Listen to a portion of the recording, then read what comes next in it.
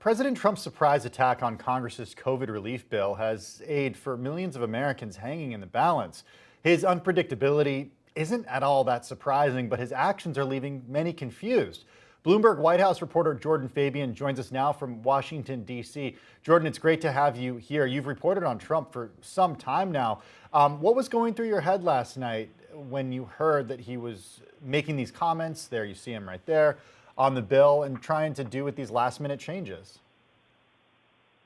Yeah, you said it right. The president is a famously unpredictable leader, but I have to say that this appears to be one of the most unpredictable moments of his presidency, because alongside this new threat to COVID relief, he's forging ahead with this effort to try and overturn the results of the election, which so far hasn't succeeded, but he hasn't given it up even after the Electoral College voted and the rest of the Republican Party has begun to abandon him. So the president is leaving a lot of people in Washington scratching their heads. But of course, this threat now against the COVID relief bill it could have a real precipitous effect for many, many Americans who are counting on this aid as virus cases continue to spike. Okay, so I want to talk about that, Jordan. What does it mean for Americans getting relief? Not just these direct payments, but the programs that were supposed to be extended, the moratorium on evictions, unemployment insurance being extended, those sorts of things.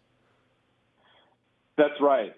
Those were programs that were authorized under the first COVID relief package, the CARES Act, and those are expiring soon. So you said it right. The eviction protections, expanded unemployment benefits are going away unless this bill is passed in some form. And on top of that, small businesses were also counting on new access to loans under the Paycheck Protection Program, which was in this new bill. There was money for distributing vaccines, for the airlines, which have been struggling, and for reopening schools. And all of that now is in jeopardy because the president has basically said to Congress, no, I don't like this, try again. Jordan, I want to make sure that our viewers understand what exactly President Trump's comments meant last night.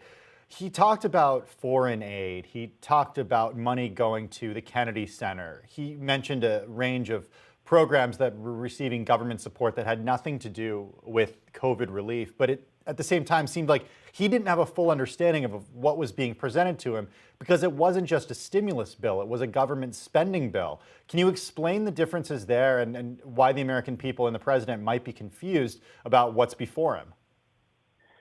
Yeah, right. So to take a step back, what happened in Congress is that they're staring down the end of their year and the end of the Congress. So they essentially waited until the very last minute, not only to get this new stimulus package out, but also the big annual bill to fund government operations through next year. And so to speed it up, the process, essentially, they attached the stimulus bill to the government spending bill. And a lot of the things that the president was talking about in that video last night were actually in the government spending bill and not in the COVID relief bill. And he, in his remarks, though, had kind of conflated the two measures and was saying that this is not focused on COVID relief. There was money going to foreign countries and the Kennedy Center and things like that. But those two issues are kind of separate. So this is a president that was not really engaged in the negotiations.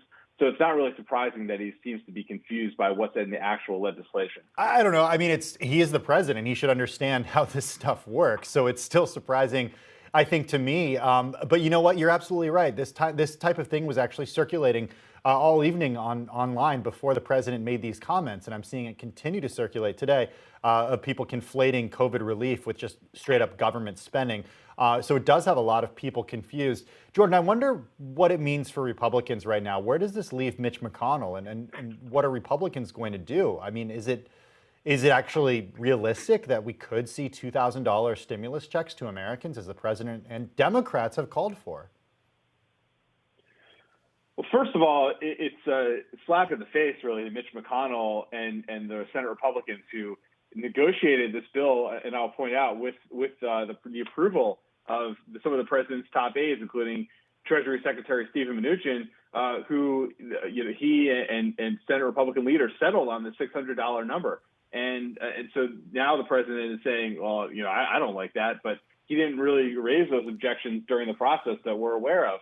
And it also is a slap in the face to the two Republican senators down in Georgia who are facing re-election on January 5th, and those contests will decide who controls that chamber. They proudly voted for that measure and have been touting their votes as a wedge issue against their Democratic opponents. Now the president says this bill is a quote-unquote disaster. And so he's leaving those candidates out to dry at a critical time for their races. So, Jordan, I just want to end. Go ahead. We only have a little bit of time left. I just want to end. Is there a chance that Americans will still get relief before the end of the year? I think there is a chance. The president didn't specifically say that he was going to veto this, so there's a chance that he gets talked out of not signing it. But right now, there's just so much uncertainty, and the White House hasn't really signaled one way or the other what the president actually intends to do. Whether the Americans are going to get the $600 checks or $2,000 checks or whatever. Bloomberg's Jordan Fabian. Jordan, it's always great when you join us. We really appreciate your time.